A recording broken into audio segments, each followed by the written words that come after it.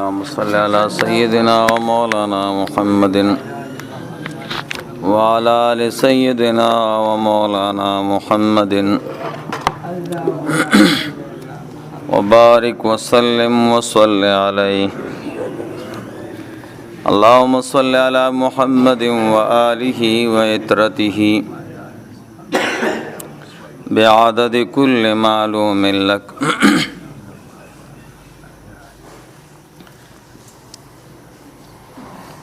د منځونو د وختونو خبر شروع وا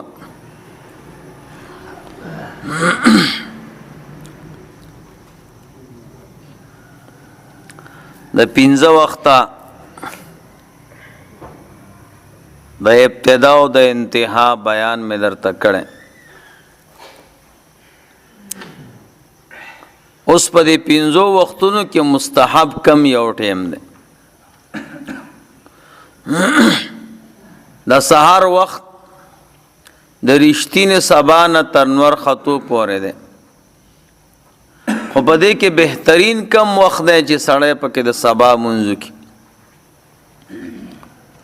ماسپخین د زوال نه پس تر دې پورې چې د هر سیز سورې دو چندو ګرځي دغه ابتدا او انتها ده خو بیا پکې مستحب ټیم کم یاو دی مازیګر چې بیا د هر سیز سورې دو چندو ګرځي کې تنور پریوتو پورې نو بیا پکې مستحب ټیم کم یاو دی ماخام د نور پریوتو نه بعد تر دې پورې چې په کنارو د اسمان کې غسپینه رڼا ختم شي دی کې مستحب ټیم کم یاو دی او د ماخستان د سپین رڼا د ختمېدو نه بعد تر رښتینې سبا پورې نه بهترین ټیم پکې کم یاو دی نو نن بیان د دې دی چې په دې پنځو وختونو کې مستحب ټیم او غوره ټیم کم یاو دی نو د سحر مس پرانا کې مستحب دی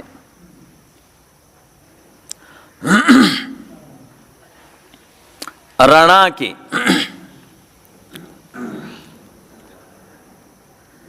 داغي وجه دا نبی علیہ الصلوۃ والسلام فرمایلی دی اسفروا فی الفجر فإنه أعظم للأجر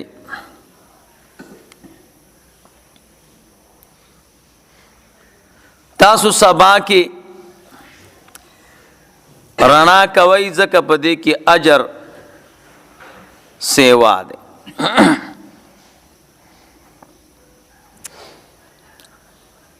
نو اجر پکې ډېر ده د سحر ټیم چې ساړې لګروستو رڼا کې مونږ کوي دویم نبی علیہ الصلوۃ والسلام فرمای تاسو سبا مسکرانا کوي الله پاک به تاسو ته برکت درکي نو برکتی ټیم دی نو چرانا کی نو برکت پکې ډېر دریم نمبر چې سړی د سحر مونځ لږ رڼا کې کوي نو مسکون کې پکې ډیر شي نو جمع غټ شي چې جمع کې څومره کسان ډیری نو ثواب پکې ډیری او چې تیار کې نو بیا پکې کسان کمی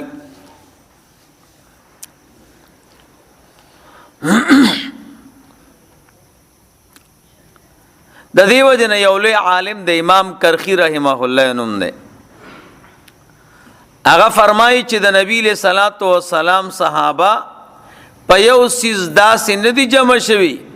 لکه د سحر موس چې پرانا کې کو په دې جمع شوي دي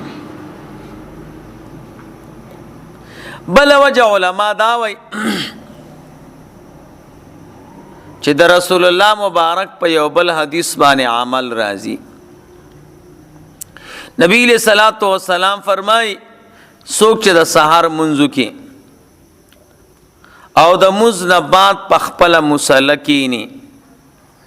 تر دې پورې چې نور روخیږي. الله پاک ورته عمل نامه کې دومره اجر او ثواب لیکي لکه 4 غلامان چې آزاد کړي. نو دا چې ته سار رڼا کې منځو کې نو آسان شي سړی ته چې تیاره کې منځو کې او بیا انتظار کې انور خطو ته نو ټیم ډیر دی او چې نه وروستو منځو کې رڼا کې نو بیا وخت کمی نو هر سړي ته د دې فضیلت میلاویږي نو آسان شي او چې تیاره کې منځو کې بیا ګرانه ده.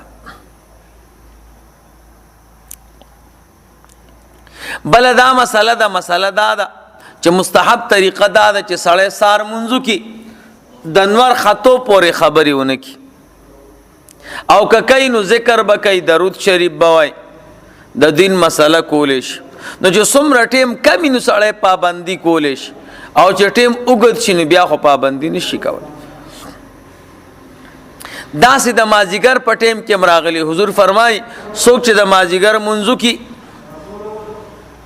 او مصلی باندې کینی تر دې پورې چې نور پروزي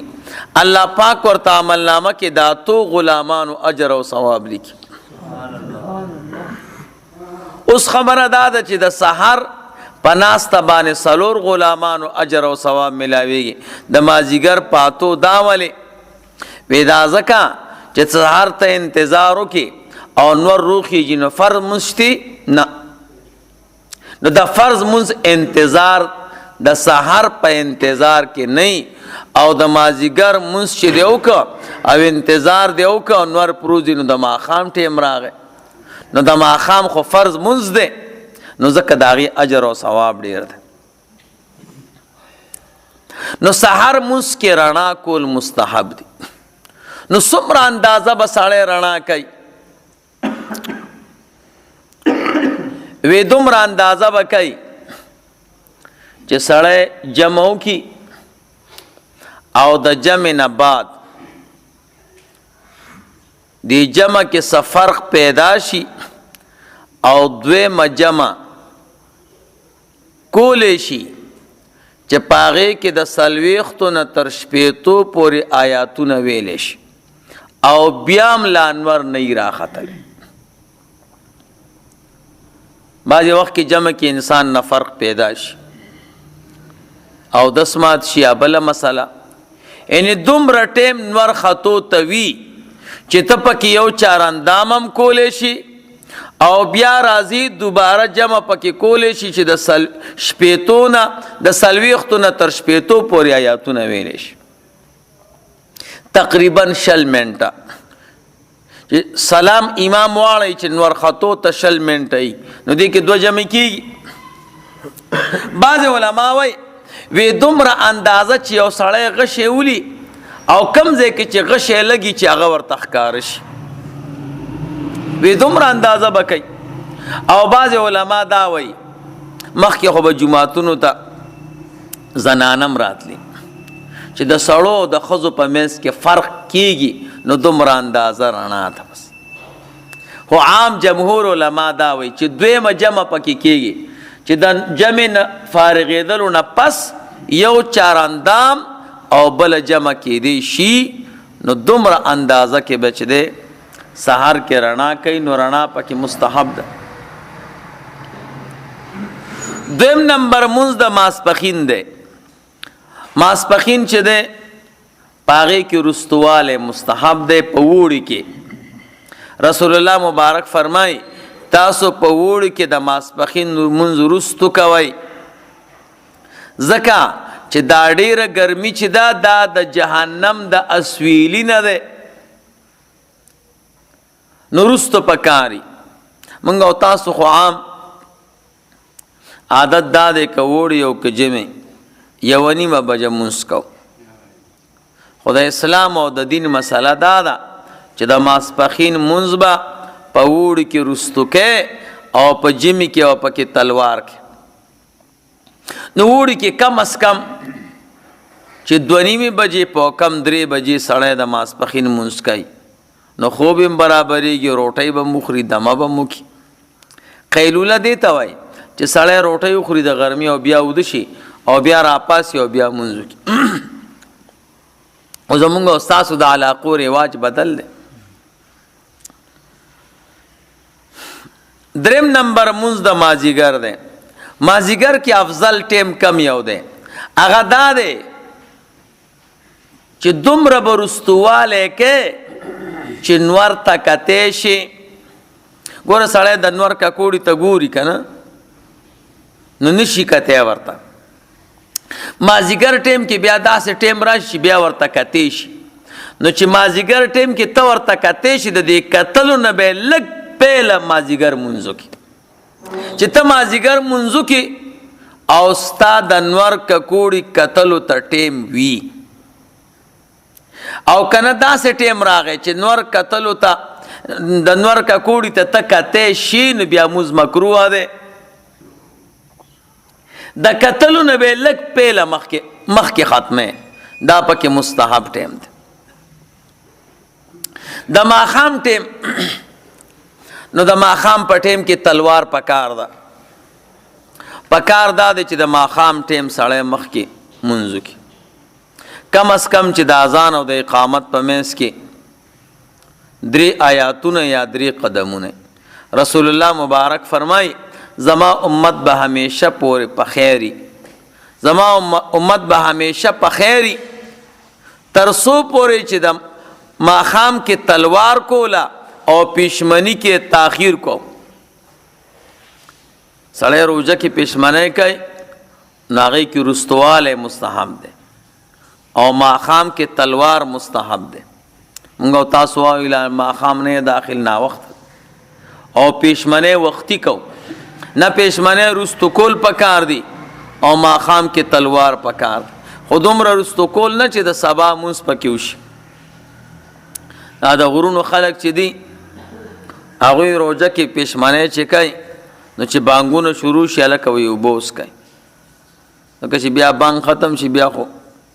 لکه اوبه څوک څکلی نه شي، نو هغه اوبه پکې سکي سکي تر دې پورې چې بانګ ختم شي. چې بل ځای کې بانګ شروع شي هلکه وایي بل ځای کې بانګ شروع شي، راوړه یو ګیلاس اوبه، نو بیا وڅکي. هلکه دومره سادهګان یې